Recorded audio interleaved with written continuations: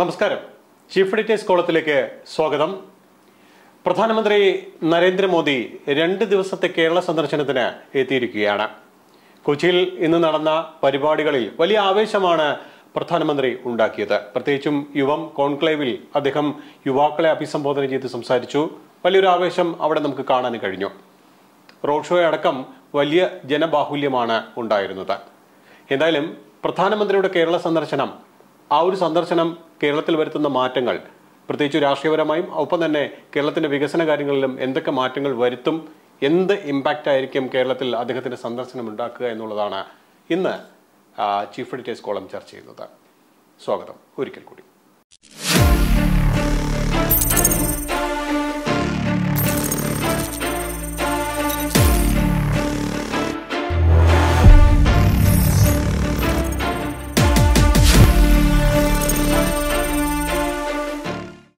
ഇന്ന് chief editors കോളത്തിൽ എന്നോടൊപ്പം ചേരുന്നു മാധ്യമപ്രവർത്തകരായ ശ്രീ അജിത്, ഒപ്പം തന്നെ ശ്രീ ശ്രീനാഥ്.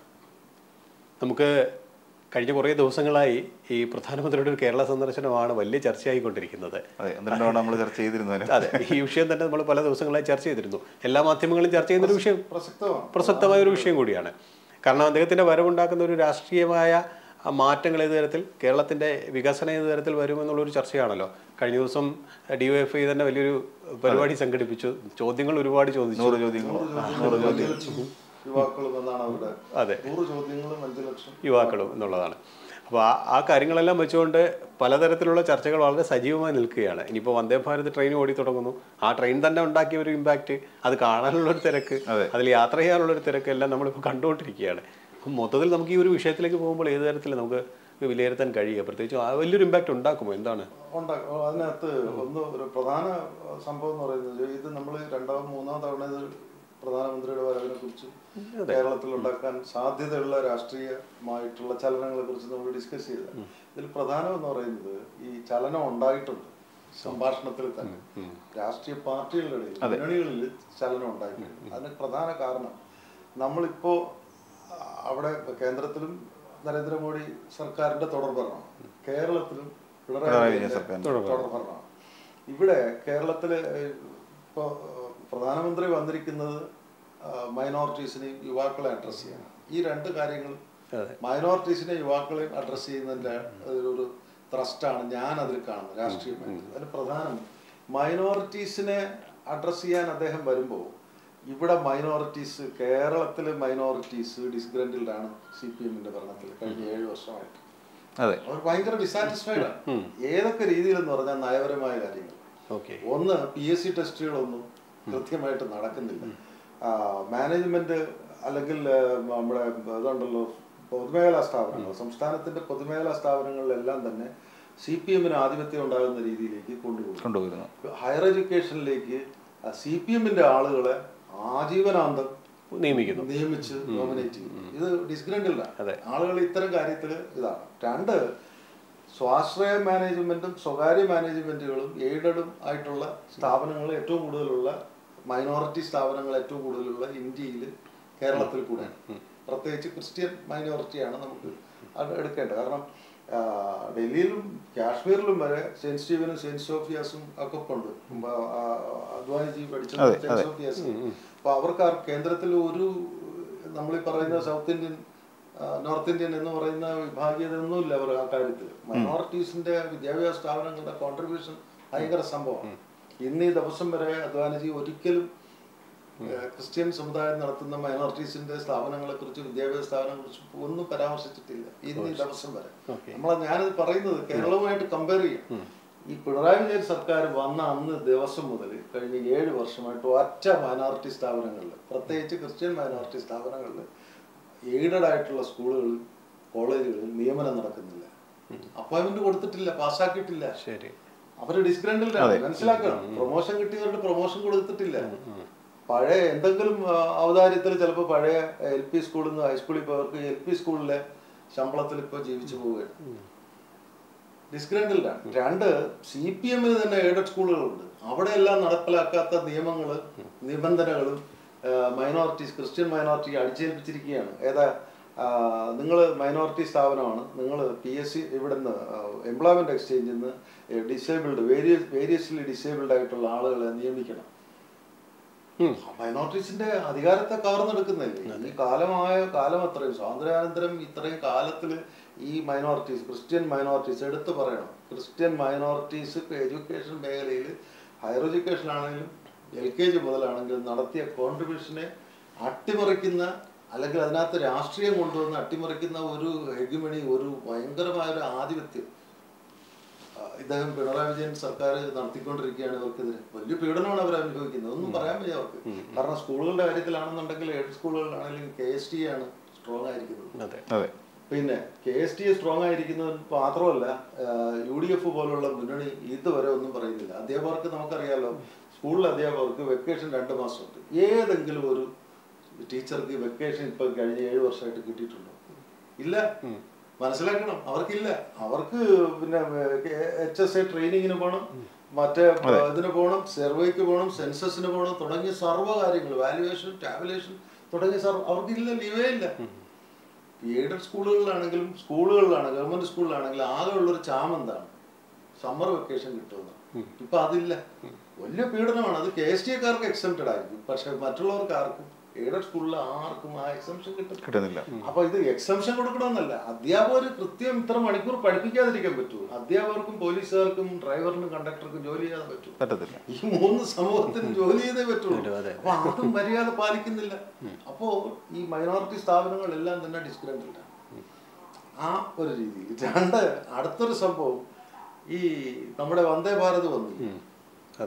വന്ദേ ഭാരത് വന്നപ്പോ 1 ഡസൻ കണ്ണൂരുകാർക്ക്, CPMന്റെ കണ്ണൂരുകാർക്ക് ഇവിടെ വരാൻ വേണ്ടി 8 മണിക്കൂറിൽ യാത്ര ചെയ്യണമെന്ന് പറഞ്ഞു. വന്ദേ ഭാരത് വന്നപ്പോൾ കാസർഗോഡ് വരെ നമുക്ക് 8 മണിക്കൂർ പോകാമെന്ന് പറഞ്ഞു. ഇതിന് ഞാൻ രാഷ്ട്രീയമൊന്നും പറയുന്നില്ല. ഞാൻ പക്ഷെ സിൽവർ ലൈനിൽ എതിരാണ് വ്യക്തിപരമായി. അതിന് കാരണം വ്യക്തിപരവും സാമൂഹികവും അല്ലെങ്കിൽ ശാസ്ത്രീയമായും നമ്മുടെ പ്രകൃതിപരമായിട്ടും എതിരാണ്. അതിന്റെ ഒരു കാലം കഴിഞ്ഞു എന്നാണ് എനിക്ക് തോന്നുന്നത്. ഇനിയിപ്പോ ഇവർ വന്നത് അവരിപ്പോ വീണ്ടും ആവർത്തിച്ചുകൊണ്ടിരിക്കും. അവരുടെ പൊളിറ്റിക്സ് വേറെ. ഞാൻ പറയുന്നത് 1 ഡസൻ കണ്ണൂരുകാർക്ക് തിരുവനന്തപുരത്ത് വരാൻ വേണ്ടി കേരളത്തിലെ 44 നദികളും വയലേലകളും 88,000-ൽ പരം ജലാശയങ്ങളെയും തകർക്കുന്ന ഒരു നയമാണ് ഈ സിൽവർ ലൈൻ. അതിന് വളരെ വളരെ പഞ്ചിങ്ങോടുകൂടി ടൈംലിയാണ് ഈ വന്ദേ ഭാരത് പ്രധാനമന്ത്രി. ശ്രീനാഥ്, CPM പറയുന്ന ന്യായത്തെ കുറിച്ച് കഴിഞ്ഞ ദിവസം തന്നെ ശ്രീനാഥ് ഇങ്ങനെ പറയുന്നത് ഞാൻ കേട്ടത്. കാരണം അത് വരും, അതിന് കാത്തിരിക്കുന്നുള്ളൂ എന്ന് പറയുന്നുണ്ട്. പിന്നെ ഈ പറയുന്ന പോലെ വരും എന്ന് പിണറായി വിജയൻ തന്നെ പലപ്പോഴും അല്ല, അത് ഭീഷണിപ്പെടുത്തല. അത് ഞാൻ ഈ നേരത്തെ പറഞ്ഞ പോലെ മൈനോറിറ്റീസിനെ ഇങ്ങനെ നിയമം കൊണ്ട് എംപ്ലോയ്മെന്റ് വഴി ഡിഫറൻറ്റ്ലി വേരിയബിളിനെ നിയമിക്കാം, നിയമനങ്ങൾക്ക് അപ്പോയിന്റ്മെന്റ് ഓർഡർ പാസ്സാക്കാതിരിക്കുക, അങ്ങനെയുള്ളൊരു പീഡനമാണ് ഈ പറഞ്ഞ മഞ്ഞക്കുറ്റി എടുത്ത്. അല്ല സാർ, വേറൊരു കാര്യം കൂടി ഞാൻ ചോദിച്ചോട്ടെ. ഇപ്പം ന്യൂനപക്ഷ സംരക്ഷണം എന്നുള്ള ഒരു മുഖമുദ്രയോട് കൂടി തന്നെയാണ് UDF നിൽക്കുന്നത്. പക്ഷെ UDFൽ നിന്ന് വിഭിന്നമായി ഈ പറയുന്ന പോലെ ഒരു 3ാം മുന്നണിയിലേക്കുള്ള ഇവരുടെ ഒരു നോട്ടം, അല്ലെങ്കിൽ 3ാം മുന്നണി വന്നിട്ട് ഇവരെ എത്രത്തോളം കെയർ ചെയ്യും എന്നതിനെ അവർ ചിന്തിക്കുന്നത്. ഞാൻ അതിൽ ജോണി നെല്ലിന്റെ ഒക്കെ ഉള്ള മാറ്റങ്ങൾ അതൊന്നും ഒരു ക്ലച്ച് പിടിക്കില്ല. കാരണം അത് പ്രത്യേകിച്ച് എടുത്ത് പറയാനുള്ളത്, നമ്മുടെ ആഭ്യന്തരമന്ത്രി അമിത്ഷാജിയെ കാണാൻ വേണ്ടി PC ജോർജ് പോയി മഴ കൊണ്ടാണ്. ഇന്നലെയും ഒരു പ്രസ്താവന നടത്തിയിട്ടുണ്ട്, BJP അനുകൂല പ്രസ്താവന. അല്ല, വെറുതെ മഴ കൊണ്ട് നമ്മൾ പറയില്ലേ, വെറുതെ മഴ കൊണ്ടെന്ന് പറയാം, വെറുതെ മഴ കൊണ്ടതായില്ലേ. കാരണം അദ്ദേഹത്തിന്റെ നാട്ടിലെ അവിടത്തെ പേട്ടയിൽ എന്ന് പറയുന്ന സ്ഥലത്ത് അവിടെ 34% മുസ്ലിങ്ങളാണ്. മുസ്ലിങ്ങൾക്ക് എന്തെങ്കിലും അർത്ഥത്തിൽ BJP ആയിട്ട് കോംപ്രമൈസ് ചെയ്യാൻ പറ്റില്ല. കാരണം ദേശീയ തലത്തിൽ തന്നെ BJP മുസ്ലിങ്ങളെയും ഈ ക്രിസ്ത്യൻ മൈനോറിറ്റി ആണെങ്കിൽ അവര് രാഷ്ട്രീയ രീതിയിൽ തന്നെ പല രീതിയിൽ എൻഫോഴ്സ്മെന്റിനെ പക്ഷെ അവർ പറയുന്ന ഒരു ന്യായം എന്ന് പറഞ്ഞു കഴിഞ്ഞാൽ ഞങ്ങൾ അവരെ ആരെയും അകറ്റി നിർത്തിയിട്ടില്ല എന്നാണ് BJP ഉയർത്തുന്ന ഒരു അവകാശം. ഈ റംസാൻ കാലയളവിൽ പോലും ഈ സമൂഹത്തോടൊന്ന് അടുപ്പം പ്രകടിപ്പിക്കാൻ ശ്രമിച്ചിരുന്നു. അത് നല്ല ചോദ്യമാണ്. പക്ഷെ പ്രശ്നം ഇതാണ്, ഇൻ പ്രാക്ടീസ് എന്താണ് ഇവർ ഈ മൈനോറിറ്റീസ് അനുഭവിച്ചുകൊണ്ടിരിക്കുന്നത് ഈ BJPയുടെ ഭരണത്തിന് കീഴിൽ? അതാണ് നമ്മൾ നോക്കുന്നത്. അതിന് ഇതുവരെ അപലപിച്ചിട്ടില്ല. ഞാൻ കഴിഞ്ഞ തവണയും പറഞ്ഞു, അപലപിക്കണം. ഞങ്ങൾ ഇനി ഇത് ആവർത്തിക്കാതിരിക്കാൻ സംഘപരിവാർ സംഘടനകളോട് നമ്മൾ പറയും എന്നൊരു വാക്ക് പ്രധാനമന്ത്രി പറഞ്ഞാൽ ശരിക്കും ചിലപ്പോൾ ഇമ്പാക്റ്റ് ഉണ്ടാകും. ഇനി ഇതിനകത്ത് വേറൊരു സംഭവമുണ്ട്. ഈ ന്യൂനപക്ഷം എന്ന് പറയുന്ന ക്രിസ്ത്യൻ സമൂഹത്തിനകത്ത് ഒരു രണ്ട് ഗ്രൂപ്പുണ്ട്. ഒന്ന് ഓറിയന്റൽ സഭ, ഓറിയന്റൽ ചർച്ചസ്, ഈ ആർച്ച് ബിഷപ്പ് കർദിനാൾ ആലഞ്ചേരിയും പാംപ്ലാനിയും ഒക്കെ ടീമും ഒക്കെ പറയുന്ന അവർ പ്രാദേശിക സഭകളാണ്, ഓറിയന്റൽ ചർച്ചസ് എന്ന് പറയും. RCLC എന്ന് പറയുന്ന വെള്ളയമ്പലം ആർച്ച് ബിഷപ്പും മറ്റുമൊക്കെ എന്ന് പറയുന്നത് യൂറോപ്യൻ പാരമ്പര്യത്തിന്റെ ഭാഗമാണ്. ഈ ഓറിയന്റൽ സഭകൾ അവർക്ക് എന്ത് വേണോ ചെയ്യാം, എന്നിട്ട് ഇതിനെ റാറ്റിഫിക്കേഷന് ഇറ്റലിക്ക് അയക്കുന്നു എന്നുള്ളതല്ലാതെ മറ്റവരതല്ല. അവർ അവിടെ പോപ്പിന്റെ അവിടെ നിന്ന് കിട്ടുന്ന ആ നിർദ്ദേശത്തിന് താഴെ ഒരു പരിപാടിക്കും ചെയ്യാൻ പറ്റില്ല. അപ്പൊ ഈ പാംപ്ലാനിയും ഇവരെ സ്വാധീനിക്കാൻ പറ്റും എന്നുള്ളതാണ്. ആലഞ്ചേരിയും പോലുള്ളവരെ സ്വാധീനിക്കാം ഒരു പരിധി വരെ. അതിനകത്ത് ഡിവിഷൻ ഉണ്ട്. കാരണം ഇവരെല്ലാം തന്നെ സ്വകാര്യമായിട്ട് ഈ പറഞ്ഞ നേരത്തെ പറഞ്ഞ സ്വകാര്യ സ്ഥാപനങ്ങൾ എയ്ഡഡും അൺഎയ്ഡഡും നടത്തുന്നതിൽ ഒരുപാട് തുറന്നു തന്നെ പറയാം, ഒരുപാട് പൈസ ഇൻവോൾവ് ആണ്, മണി ഇൻവോൾവ് ആണ്. അതല്ലാതെ അൺഅക്കൗണ്ടഡ് മണിയാണ് നിയമനങ്ങളിൽ മേടിക്കുന്നത്. അത് ക്രിസ്ത്യൻ സമുദായമാണ് എനിക്ക് തോന്നുന്നത് ഏറ്റവും കുറവ്. ഇപ്പൊ നമ്മൾ SNDPയുടെ എടുത്താലും NSSന്റെ എടുത്താലും അവിടെ കൊടുക്കുന്നതിന് 1/3 കൊടുത്താൽ തന്നെ ഇവിടെ നിയമനങ്ങളും അതൊക്കെ ഇരിക്കട്ടെ. പക്ഷെ ആ മേടിക്കുന്ന 1/3 മേടിക്കുന്ന ക്രിസ്ത്യൻ സമുദായം ആണെങ്കിൽ പോലും അതിനകത്തും സമുദായത്തിലുള്ള ആളുകൾക്ക് എതിരെ നിയമനങ്ങളും കാര്യങ്ങളൊക്കെ നടക്കുന്നു. അതുകൊണ്ട് അവിടെയും ഒരു ഡിവിഷൻ ഉണ്ട്. അപ്പൊ ഇവരെ അനുകൂലിക്കുന്ന ഈ മലമേലും അധ്യക്ഷന്മാരെ അനുകൂലിക്കുന്ന ഒരു വിഭാഗത്തിന് ചിലപ്പോൾ സ്വാധീനിക്കാൻ പറ്റും. ഇന്നിപ്പോ ഈ ഇന്നത്തെ വലിയൊരു ജനബാഹുല്യം, പ്രധാനമന്ത്രി കുറെ നേരം നടന്നു ജനങ്ങളെ അഭിസംബോധന ചെയ്തു, പിന്നെയാണ് വാഹനത്തിൽ കയറി യാത്ര ചെയ്ത് ഇരുന്നത്. ഞാൻ കണ്ടത് ഈ പ്രധാനപ്പെട്ട യുവാക്കളായിട്ടുള്ള, അത് ഈ സെലിബ്രിറ്റികളായിട്ടുള്ള കുറെ പേർ വന്നിട്ടുണ്ട്. ഇപ്പൊ വിജയ് യേശുദാസ്, ഉണ്ണി മുകുന്ദൻ, അങ്ങനെ തുടങ്ങിയ ഒരുപാട് ആൾക്കാര് വേദിയിൽ യുവത്തിൽ പങ്കെടുക്കുന്നുണ്ടായിരുന്നു. അപർണ ബാലമുരളി, അങ്ങനെ തുടങ്ങിയ സെലിബ്രിറ്റീസ് പലരും അവിടെ വന്നു ചേരുന്നത് കണ്ടു. ലക്ഷക്കണക്കിന് ആൾക്കാരാണ് അവിടെ പങ്കെടുത്തിരിക്കുന്നത്. പല എനിക്ക് തോന്നുന്നു യൂണിഫോമിലൊക്കെ വന്ന കുട്ടികളൊക്കെ ഉണ്ട്. യൂണിഫോമിൽ നിരവധി കുട്ടികൾ വന്നിട്ടുണ്ട്. ഇതൊക്കെ ഒരു വലിയ ഒരു മാറ്റത്തിലേക്ക് കടന്നു പോകാനുള്ള ഒരു സാധ്യത നമ്മുടെ മുന്നിൽ കാണുന്നില്ല. അല്ല, അതിലുപരി അതിന് നമ്മൾ കാണേണ്ടത് പ്രധാനമന്ത്രിയാണ്, രാജ്യത്തിന്റെ പ്രധാനമന്ത്രി. നമ്മൾ ഈ വന്ദേ ഭാരത് പറയുമ്പോൾ ഈ കേരളം എന്ന് പറയുന്നത് വേറൊരു രാജ്യമല്ല. അല്ല, അതിനിടയിൽ ഇന്ന് മാധ്യമപ്രവർത്തകർ സുരേഷ് ഗോപിയുടെ ഒരു ചോദ്യം ചോദിച്ചപ്പോൾ സുരേഷ് ഗോപി പറഞ്ഞത് ഇതൊരു രാഷ്ട്രീയത്തിനല്ല, ഇത് ജനങ്ങളെ കാണാൻ വേണ്ടി വരുന്നു. അതിനിടയിൽ ഒരു കുത്തി DYFI നടത്തിയ 100 ചോദ്യങ്ങളോട് ചോദിച്ചു, ആരാ DYFI എന്ന് ചോദിച്ചു, എന്താ DYFI എന്നൊക്കെ ചോദിക്കുന്നുണ്ട്. അത് അല്ല, ഈ ഞാൻ പറഞ്ഞില്ലേ, പ്രധാനമന്ത്രി അക്സെപ്റ്റൻസ് ഉണ്ടല്ലോ ഏത് രാജ്യത്ത്. അല്ല സാർ, ഇതിന്റെയൊക്കെ ഒരു വരവോടുകൂടി ഇപ്പം നമ്മൾ നോക്കിക്കഴിഞ്ഞാൽ LDFന്റെയും UDFന്റെയും ഒരു പ്രസക്തി നഷ്ടപ്പെടാനുള്ള സാഹചര്യം എവിടെയെങ്കിലും കാണുന്നുണ്ടോ? പിന്നെ തന്നെയല്ല, ഇപ്പം സുരേഷ് ഗോപിയുടെ മറുപടി തന്നെ എന്ത് DYFI എന്നുള്ള നിലയിലേക്ക് പോകുമ്പോൾ എനിക്ക് തോന്നുന്നു ഏറ്റവും വലിയൊരു യുവജന സംഘടന എന്നുള്ള നിലയിലാണ് DYFIയുടെ ഒരു പ്രാധാന്യം കിടക്കുന്നത്. അപ്പോൾ ഈ സാഹചര്യങ്ങളെല്ലാം ഇപ്പം ഏറ്റവും വലിയ ജനബാഹുല്യം അവിടെ ഉണ്ടാകുന്നു. കൂടുതൽ യുവാക്കൾ, ലക്ഷക്കണക്കിന് യുവാക്കളാണ് രാജ്യത്തിന് പുറത്തു നിന്ന് അവിടെ രജിസ്റ്റർ ചെയ്ത് എത്തിച്ചേർന്നിരിക്കുന്നത്. അപ്പോൾ ഇതെല്ലാം കൂടെ നമ്മൾ പരിശോധിക്കുമ്പോൾ ഈ പറയുന്ന യുവജന സംഘടനകളുടെ ഒരു പ്രാബല്യം, അല്ലെങ്കിൽ ഇതിൻ്റെയൊക്കെ അത് നഷ്ടപ്പെടാനുള്ള ഒരു സാഹചര്യം നാളെ ഈ പറയുന്ന BJPയുടെ യുവമോർച്ച പോലെയുള്ള സംഘടനകൾ വളർന്നു വരാനുള്ള ഒരു സാഹചര്യം ഇതിലൂടെ സംജാതമാകുമോ?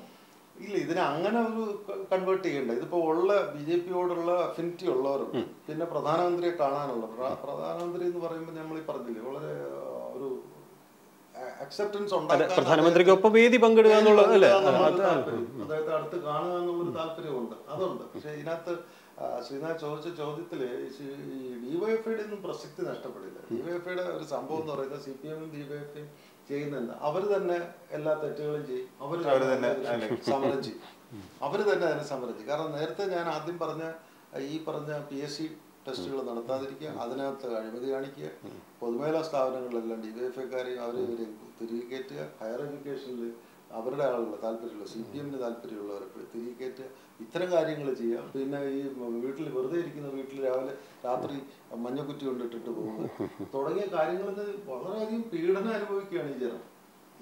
ജനകീയമായി ഒരു ബേസ് ആയിരുന്നു ശരിക്കും CPMനെ സംബന്ധിച്ചിടത്തോളം. നമ്മളൊക്കെ എല്ലാ കാലത്തും ജനകീയമായ ഒരു അടിത്തറ കാത്തു സൂക്ഷിക്കാൻ ഇടതുപക്ഷ പ്രസ്ഥാനങ്ങൾ കഴിഞ്ഞിട്ടുണ്ട്. പക്ഷെ സാറിന്റെ വാക്കുകൾ കേൾക്കുമ്പോൾ നമുക്ക് തോന്നുന്നത് അതിൽ നിന്നെല്ലാം വിഭിന്നമായ മറ്റൊരു രാഷ്ട്രീയത്തിലേക്ക് അവർ ശ്രമിച്ചുകൊണ്ടിരിക്കുന്നു എന്ന് തോന്നാൻ പറ്റും. അല്ല, അതാ പറഞ്ഞത്, അത് CPM ഇപ്പോ capitalist party of India maximum ആയി.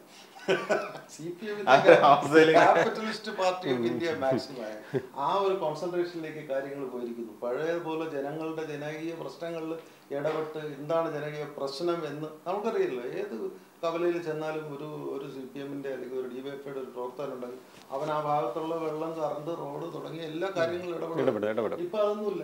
ഇപ്പൊ അത്രയില്ല. അവരെല്ലാം ഇപ്പൊ വലിയ മുതലാളിമാരോ വേറെ ഏതൊക്കെയോ സ്റ്റേറ്റസിലേക്ക് അവർ ഉയർന്നു കഴിഞ്ഞു. ആ ഒരു സാമൂഹിക പ്രസക്തി ഇവർക്ക് സ്വയം നഷ്ടപ്പെടുത്തി. ഇന്ന് പ്രധാനമന്ത്രി പറഞ്ഞൊരു പ്രധാനപ്പെട്ട ഈ കേരളത്തിലെ അല്ലെങ്കിൽ രാജ്യത്തെ തന്നെ യുവാക്കൾക്ക് കൂടുതൽ ഗുണം അല്ലെങ്കിൽ അവരെ ഒന്ന് ഉത്തേജിപ്പിക്കുന്നത് BJP ആണെന്നാണ്. കൂടുതൽ യുവാക്കൾ BJP-യിലേക്ക് വരുന്നതിന് പ്രധാനപ്പെട്ട കാരണം അതാണെന്ന്. ഇടവേള. തീർച്ചയായും.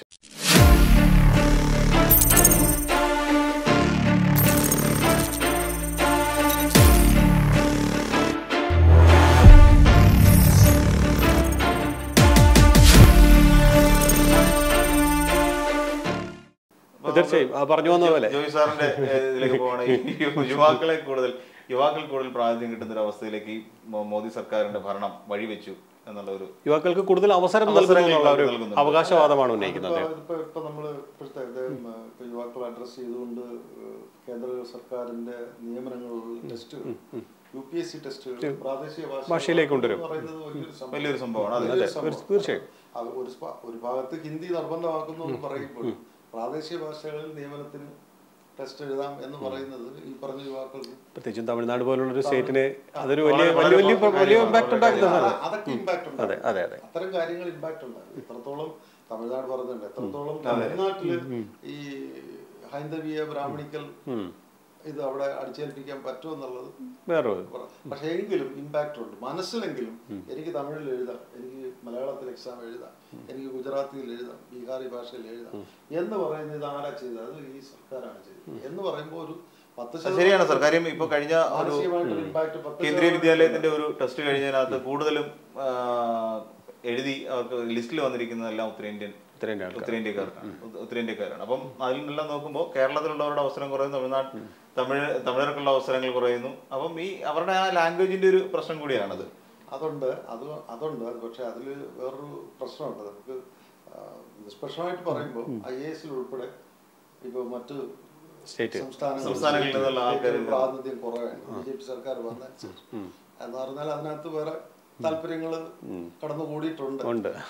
എനിക്കറിയുന്ന 1-2 പെൺകുട്ടികൾക്കും പയ്യന്മാർക്കും ഒക്കെ കിട്ടിയിട്ട് ഇന്റർവ്യൂവിന് പോകുമ്പോഴേക്കും നമ്മുടെ തെന്നിന്ത്യൻ മദ്രാസി എന്ന് പറയുന്ന ബോർഡിലല്ല ഇന്റർവ്യൂവിന് കിട്ടുന്നത് പഞ്ചാബി ബോർഡിലാണെങ്കിലും ഹിന്ദി ബോർഡിലാണെങ്കിലും. അപ്പൊ ആ താല്പര്യങ്ങളൊക്കെ മാറും. പക്ഷെ ഇത് ഈ പ്രാദേശിക ഭാഷയിൽ UPSC ടെസ്റ്റ് എഴുതാം എന്ന് പറയുന്നത് ശരിക്കും വലിയ ഇമ്പാക്റ്റാണ്. 2, നമ്മൾ വീണ്ടും കേരളത്തിലോട്ട് വരുമ്പോൾ കോൺഗ്രസിന്റെ ഇപ്പോഴും കോൺഗ്രസ് 2 ഫൈറ്റ് ചെയ്തു. കേന്ദ്ര നയങ്ങൾക്കെതിരെ, സംസ്ഥാന നയങ്ങൾക്കെതിരെ. അപ്പോഴും അവര് ശക്തമായി പ്രതിരോധിക്കാൻ അവർ ശ്രമിക്കുന്നുണ്ട്. അവർക്ക് പക്ഷെ അങ്കലാപ്പുണ്ട്. ക്രിസ്ത്യൻ വോട്ട് എന്ന് പറയുന്നത് ഇവരുടെ കോൺഗ്രസിന്റെ ഒരു എല്ലാ കാലത്തെ ഒരു സ്റ്റോറേജ് സാധനം. പക്ഷെ അതിനെ അവർക്കിപ്പോ അങ്കലാപ്പ് കൊടുത്തിരിക്കുന്നത് നമ്മുടെ മേഘാലയയിലും 7 സിസ്റ്റേഴ്സ് എന്ന് പറയുന്ന നമ്മുടെ വടക്കേ ഇന്ത്യയല്ല, നമ്മുടെ ഫിൽസിലുള്ള അതിർത്തി പ്രദേശത്തുള്ള സ്റ്റേറ്റുകൾ, ബോർഡർ സ്റ്റേറ്റുകളിൽ ക്രിസ്ത്യാനികളാണ്. പക്ഷെ അവര് ഏറ്റവും അവർക്ക് ജീവിക്കണമെന്നുണ്ടെങ്കിൽ കേന്ദ്ര ഫണ്ട്. അപ്പൊ അവിടെ വേറെ രാഷ്ട്രീയം നോക്കുന്നില്ല. ഞങ്ങളെ സഹായിക്കുന്ന സർക്കാർ BJP സർക്കാർ. ആ ഇമ്പാക്ട് ഇവര് BJP ഉണ്ടാക്കാൻ എൻഗേജ് ചെയ്യാൻ ശ്രമിക്കുന്നത് ഗോവയിലാണ്. ഗോവയിൽ 2 പേരെ ഉണ്ടെങ്കിലും BJP ആണ് ഭരിക്കുന്നത്. 2 പേരെ ജയിച്ചിട്ടുള്ളൂ. 34%, 28-34% ക്രിസ്ത്യാനികളാണ്. എങ്ങനെ അവർക്കത് കോൺഗ്രസിന് അത് നഷ്ടപ്പെട്ടു എന്നുള്ളതാണ് നമ്മൾ ചെയ്യുന്നത്. ആ ഫോർമുല ആണ് BJP-യുടെ അതായത് ഇവിടുത്തെ ഇടതുപക്ഷത്തെ പ്രത്യേകിച്ച് ഒന്നും ചെയ്യാൻ കഴിയില്ല. പക്ഷെ UDF-നെ കാര്യമായി അത് ബാധിക്കാൻ സാധ്യതയുണ്ട്. പക്ഷെ ഇടതുപക്ഷത്തിന്റെ ഈ ഡബിൾ സ്റ്റാൻഡേർഡ് ഉണ്ടല്ലോ, അത് സെൽഫ് ബിട്രയലാണ്. തുടർഭരണവും കൂടെ കിട്ടിയപ്പോ സെൽഫ് ബിട്രയലാണ്. ഞങ്ങള് ക്യാപിറ്റലിസ്റ്റ് രീതിയിലേക്ക് പോകുന്നു, ഞങ്ങളുടെ തോന്നിയാസത്തിനനുസരിച്ച് നിങ്ങളെ ഞങ്ങൾ വരയ്ക്ക് നിർത്തും എന്ന് പറയുമ്പോഴാണ് വന്ദേ ഭാരത് പോലുള്ള സാധനം വരുന്നത്. സിൽവർ ലൈൻ ഈ മഞ്ഞക്കുറ്റിയുടെ ഇമ്പാക്ട് എന്ന് പറയുന്നത് അതിഭീകരമാണ്. ഞാൻ എൻവയോൺമെന്റലി സ്റ്റോറീസ് ഒരുപാട് ചെയ്യുന്ന ഒരാളായതുകൊണ്ട് ഞാൻ പറയാണ്, ഈ കേരളം മരുഭൂമിയാകുന്ന ഒരു സാഹചര്യമാണ്. വയലേലകൾ കംപ്ലീറ്റ് പോവുകയാണ്. ഇതെന്തിനു വേണ്ടിയാ? ഇത് 12 പേർക്ക് അവിടെ, ഒരു ഡസൻ കണ്ണൂരുകാർക്ക് കൂടെ ഒന്ന് പോകാൻ. അതിന്റെ ആവശ്യം എന്താ? ഇപ്പൊ വന്ദേ ഭാരത് അതിന് ഇത് ചെയ്തല്ലോ. ആകെ ചെയ്യേണ്ടിയിരിക്കുന്നത് വന്ദേ ഭാരത് ഉൾപ്പെടെയുള്ള ഇപ്പൊ 8 മണിക്കൂർ എന്നുള്ളത് 6 മണിക്കൂറാക്കി മാറ്റാൻ പറ്റും. വളവുകൾ സംസ്ഥാന സർക്കാരിന് താല്പര്യം ഉണ്ടെങ്കിൽ 70% റെയിൽവേയുടെ കയ്യിലുണ്ട്, സ്ഥലമുണ്ട്. 30% സംസ്ഥാന സർക്കാർ എടുത്തു കൊടുത്തിട്ട് ഇതിന്റെ ക്രെഡിറ്റ് എടുത്തു. 30% സ്ഥലം സംസ്ഥാന സർക്കാർ എടുത്തു കൊടുത്ത് വളവ് നികത്തുക, ട്രാക്ക് സ്ട്രെങ്തൻ, അതൊക്കെ റെയിൽവേ ചെയ്തു. ട്രാക്ക് സ്ട്രെങ്തൻ, ലെവൽ ക്രോസുകൾ ഒഴിവാക്കാൻ വേണ്ടി ഫ്ലൈഓവർ, പിന്നെ നമ്പർ ഓഫ് സ്റ്റോപ്പ്. ഇപ്പൊ ഈ വന്ദേ ഭാരത് തന്നെ വളരെ ഐറണി എന്ന് പറയുന്നത് എന്താ, വന്ദേ ഭാരത് നടപ്പിലായല്ലോ, സംഭവം നാളെ മുതൽ തുടങ്ങി ട്രാക്കിലായി. ഈ ട്രാക്കിലായപ്പോ എല്ലാ എംപിമാരും ഞങ്ങളുടെ കോൺസ്റ്റിറ്റ്യുവൻസിയിൽ ഒരു സ്റ്റോപ്പ് വേണമെന്നുള്ള അപ്പൊ അത് ആ ഒരു രീതി വന്നിരിക്കുന്നു. അപ്പൊ സംസ്ഥാന സർക്കാരിന് എന്തെങ്കിലും താല്പര്യം ഉണ്ടെങ്കിൽ ഈ മഞ്ഞക്കുറ്റി അങ്ങ് മറക്കും. അല്ല, കഴിഞ്ഞ ദിവസം റെയിൽവേ മന്ത്രി തന്നെ നടത്തിയ ഒരു വാർത്താ സമ്മേളനത്തിൽ പറഞ്ഞു ഞങ്ങൾക്ക് അധികം പണിയില്ല എന്നുള്ളതാണ്. കേരളത്തിലെ ഈ വളവുകൾ നികത്തി കഴിയുക എന്നുള്ള ഒരു പ്രശ്നം മാത്രമേ ഉള്ളൂ.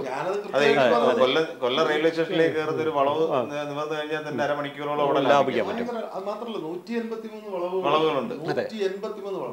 ഈ 183 വളവിൽ റെയിൽവേയുടെ കസ്റ്റഡിയിലുള്ള റെയിൽവേ പറമ്പ് എടുത്തു കഴിഞ്ഞാൽ ചിലപ്പോൾ ഒരു 83 വളവിൽ സംസ്ഥാന സർക്കാർ സ്ഥലം മാറ്റി കൊടുക്കേണ്ടി വരും. ഇത് കൊടുത്തു കഴിഞ്ഞാൽ ഈ മഞ്ഞക്കുറ്റിയുടെ ആവശ്യമില്ല. രാജ്യത്തിൽ പലപ്പോഴും നമ്മൾ ട്രെയിൻ യാത്ര ചെയ്യുന്ന സമയത്ത് കാണാം SR കുറ്റിയിട്ടിരിക്കുന്ന ഒരുപാട് സ്ഥലങ്ങളിൽ ഈ ഒരുപക്ഷെ ഈ പറഞ്ഞാണെങ്കിൽ ഈ വളവ് നേരത്തെ വേണമെങ്കിൽ അതിന് പാരലായിട്ട് വേണമെങ്കിൽ സിൽവർ ലൈനൊക്കെ തുടങ്ങാം.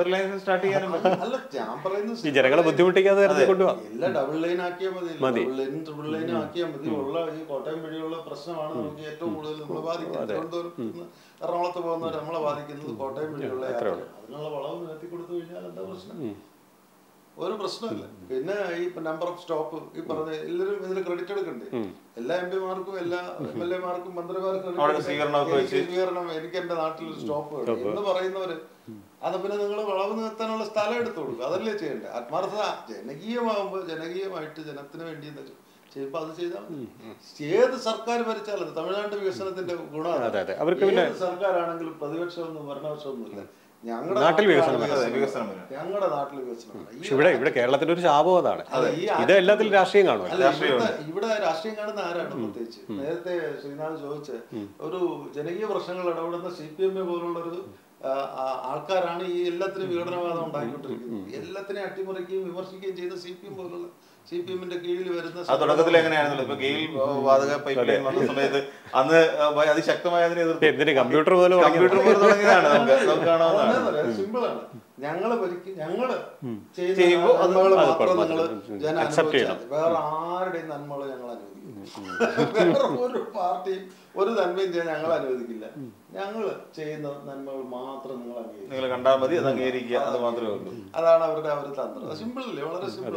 ഈ ഇതിൽ എനിക്കൊന്നൊരു സംശയം തോന്നിയത് രണ്ടുപേരോട്, കോൺഗ്രസ് നേതാക്കളുടെ ഭാഗത്ത് നിന്ന് അങ്ങനെ വലിയ പ്രതികരണങ്ങളൊന്നും ഈ പ്രധാനമന്ത്രി വരുന്നതുമായി ബന്ധപ്പെട്ട് അതൊരു തന്ത്രമാണോ? എന്താ എനിക്കങ്ങനെ അതാ ഇനി വലിയൊരു തിരിച്ചടി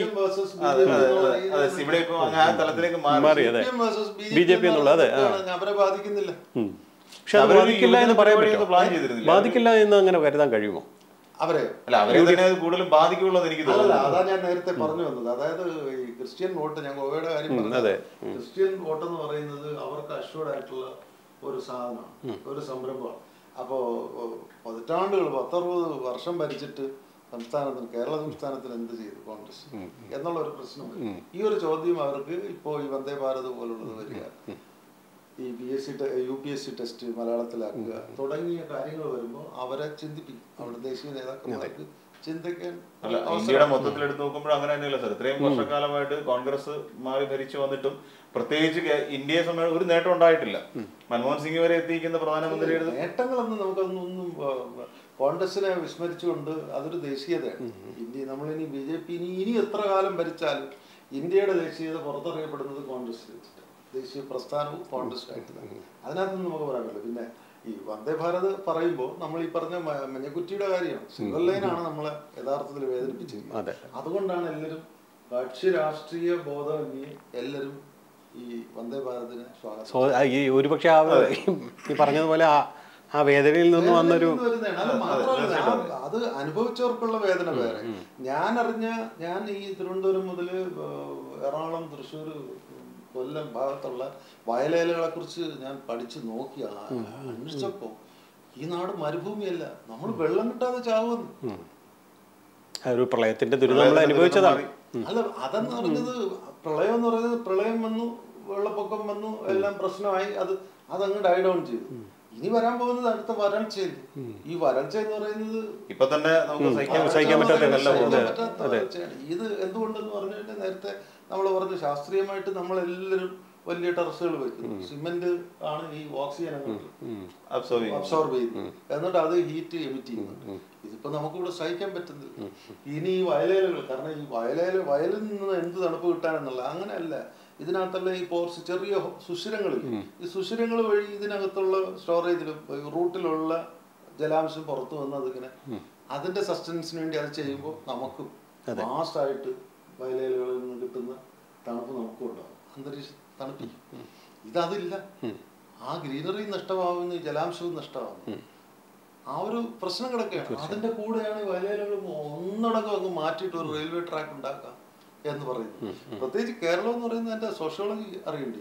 ഈ ചെറിയ സംസ്ഥാനം, ഇതിനകത്ത് 3.5 കോടി ജനമാണ്. ഇപ്പൊ അത് കൂട്ടിയിട്ടുണ്ട്. 3.5 കോടി ജനത്തിന് എവിടെയാണ് വെർട്ടിക്കൽ ഡെവലപ്മെന്റ് എന്ന് പറയും. വെർട്ടിക്കൽ ഡെവലപ്മെന്റ് എന്ന് പറയുമ്പോൾ താഴെ അതിന്റെ വെള്ളത്തിന്റെ സ്രോതസ് കംപ്ലീറ്റ് ഡൈവേർട്ടഡായി നശിച്ച് നമ്മുടെ നദികളെല്ലാം തന്നെ തകർന്ന് തരിപ്പണം. അതിലൂടെ വയലുകളിലൂടെ പോയാലുള്ള അവസ്ഥ ആലോചിച്ചു. നമ്മൾ പറയുന്നതെല്ലാം നമുക്ക് പുറത്തുനിന്ന് വരുത്താണ്. പക്ഷെ നമുക്കിവിടെ ജീവിക്കാൻ വെള്ളം വേണ്ടി. വെള്ളം നമുക്ക് 3.5 കോടി ജനത്തിന് പുറത്തുനിന്ന് വെള്ളം എത്തിക്കാം. ഒരു പഞ്ചായത്തിൽ തന്നെ കൊടുക്കാൻ വലിയ പാടാണ് ഇപ്പൊ. അപ്പൊ അതുകൊണ്ട് ഈ ഒരു പ്രധാനമന്ത്രിയുടെ ഈ വരവും ഈ വയലേല നമ്മൾ ഈ പ്രകൃതിയുടെ ഈ കാര്യം പറയുമ്പോൾ വന്ദേ ഭാരതാണ് അതിന് ഇമ്പാക്ട് ഉണ്ടാക്കുന്നത്. അതാണ് ഒരു വളരെ വലിയൊരു ഇമ്പാക്ട് ഉണ്ടാക്കിയിരിക്കുന്നത് വന്ദേ ഭാരതാണ്. അപ്പൊ സിൽവർ ലൈനിനെ പൊതുജനത്തിന് മനസ്സിലായത് അപ്രസക്തമാണ്.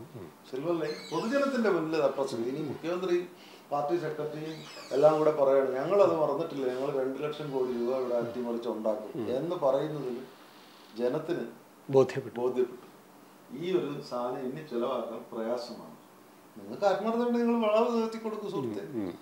നിങ്ങൾ പാർട്ടിക്കാരെല്ലാം കൂടെ ഡിവൈഎഫ്ഐക്കാരെ കൊടുന്ന് വഴിവെട്ടി കൊടുക്കും. പിന്നെ ഇനിയിപ്പോ ഇത് ആലപ്പുഴ വഴി ഓടിച്ചാൽ ജോയി ഇതിപ്പോ 8 മണിക്കൂർ എന്നുള്ളത് കാസർഗോഡ് 6 മണിക്കൂർ കൊണ്ടെത്തും.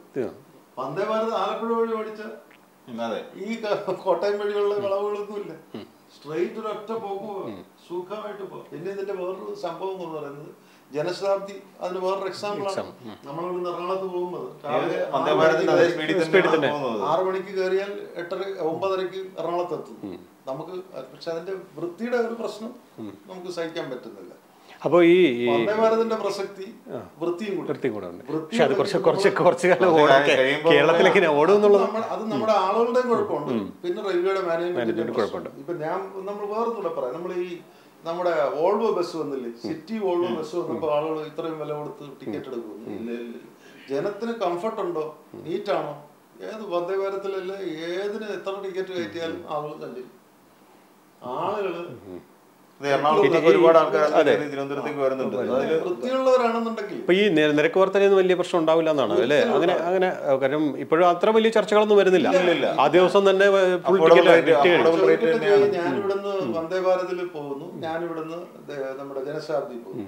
ജനശതാബ്ദി പോയാൽ ഞാൻ അവിടെ പോയി പിന്നെ ഒരു 1000 രൂപ കൊടുത്ത്, മിനിമം 1000 രൂപ കൊടുത്തൊരു റൂം എടുത്ത് കുളിച്ച് വൃത്തിയായി, അല്ലെങ്കിൽ നാറ്റം മാറില്ല. ഇന്ത്യൻ റെയിൽവേയുടെ ഒരു ശാപം നമ്മുടെ കേരളത്തിലെ ഏറ്റവും കൂടുതൽ ടിക്കറ്റ് എടുത്ത യാത്ര എന്ന് വെച്ചാൽ ഇത്ര അൺക്ലീൻ ആയിട്ടുള്ള ഒരു ആംബിയൻസ് വരെ. അതേസമയം വന്ദേ ഭാരതിന്റെ ഇപ്പൊ പ്രത്യക്ഷത്തിൽ കണ്ടു നമ്മൾ ആര് യാത്ര ചെയ്തിട്ടുണ്ടെങ്കിൽ തുടക്കത്തിൽ വേണാടിന്റെ പുതിയ കോച്ച് വന്ന സമയത്ത് ഇങ്ങനെ തന്നെയായിരുന്നു സാർ. അത് ജനവും കൂടെ വേണം, മര്യാദയും ഉണ്ട്, പെരുമാറാനുള്ള ഒരു മര്യാദയുണ്ട്. പബ്ലിക് ഇതാണെന്ന് പറഞ്ഞിട്ട് നശിപ്പിക്കാനുള്ള ഒരു ടെൻഡൻസി. അപ്പോൾ ഈ നമുക്കിത് അവസാന ഘട്ടത്തിലേക്ക് പോകുമ്പോൾ, ഒരു കൺക്ലൂഷനിലേക്ക് പോകുമ്പോൾ, 2024 ലോക്സഭാ തെരഞ്ഞെടുപ്പ് ഈ വന്ദേ ഭാരതും ഈ യുവൻ കോൺക്ലേവും ഈ റോഡ് ഷോയൊക്കെ എങ്ങനെയാ മാറ്റിമറിക്കും? പി സി ജോർജ് പറയുന്നതാണെങ്കിൽ വീണ്ടും കേരളം BJP ഭരിക്കുമെന്നൊക്കെ ഒരു അവകാശവാദം അദ്ദേഹത്തെ പോലുള്ളവർ ഉന്നയിക്കുന്നുണ്ട്. പക്ഷെ അത് എത്രത്തോളം നടപ്പാവുന്നുള്ള അതൊന്നും ഒരിക്കലും സംഭവിക്കില്ല. പക്ഷെ അവർക്ക് വോട്ട് പെർസെന്റേജ് കൂട്ടാൻ കഴിയും. പക്ഷെ ഒരിക്കലും ഒരു പ്രതിപക്ഷത്തേക്ക് എത്താനുള്ള സാധ്യത നമുക്ക് കാണാൻ കഴിയില്ല. അതും വരും. കേരളത്തിന്റെ ഒരു MP കേന്ദ്രത്തിലേക്ക് അയക്കാനുള്ള ഒരു സാധ്യത CPM വിചാരിച്ചാൽ നടക്കും. CPM പല കാര്യങ്ങളിലും മുഖ്യമന്ത്രി അഡ്ജസ്റ്റ്മെന്റ് നടത്തുന്ന ഒരു സാഹചര്യം വെച്ചിട്ട് ചിലപ്പോ MP ഒന്നും കിട്ടില്ല. നമുക്കത് തൃശ്ശൂരൊക്കെ നല്ലൊരു അംബീഷ്യസ് ആണ്. ഇല്ല, നടക്കില്ല. ഇല്ല, അങ്ങനെ CPM സുരേഷ് ഗോപിക്ക് ആ ഒരു സീറ്റിനെ ഇതുവരെ വിട്ടുപിടിക്കാൻ സുരേഷ് ഗോപി കഴിഞ്ഞിട്ടില്ല. അല്ല, നടക്കില്ല. കാരണം അവിടെ വരുമ്പോഴേക്കും CPM-ഉം BJP തമ്മിൽ ഏതെങ്കിലും രീതിയിൽ മുഖ്യമന്ത്രിയുടെ മറ്റു പ്രശ്നങ്ങളൊക്കെ നമുക്കറിയുന്നല്ലോ. ആ ഇഷ്യൂസിലൊക്കെ BJP കാണിക്കുന്ന പരിഗണന വെച്ചിട്ട് ഈ ഒരു അഡ്ജസ്റ്റ്മെന്റിന് ഞങ്ങൾ തയ്യാറാണെന്ന് പറഞ്ഞാൽ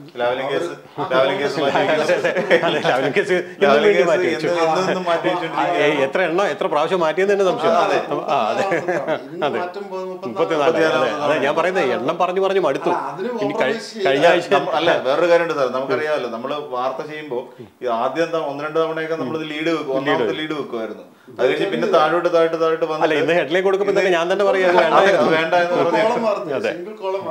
അതെ, അപ്പോ അങ്ങനെയുള്ള എന്തെങ്കിലും കോംപ്രമൈസിന് മുഖ്യമന്ത്രി ശ്രമിച്ചാൽ, CPM-ന്റെ മുഖ്യമന്ത്രിയാണല്ലോ, പാർട്ടിയും അധികാരവും എല്ലാം അദ്ദേഹത്തിന്, അദ്ദേഹം ശ്രമിച്ചാലും ആ ഭാഗത്തുനിന്ന് വലതുപക്ഷത്തുനിന്ന്, അത് കോൺഗ്രസ് ആ ഭാഗത്തുനിന്ന് ഉപരോധ സമരത്തെ വരെ സ്വാധീനിച്ച ഘടകമാണ് SNC.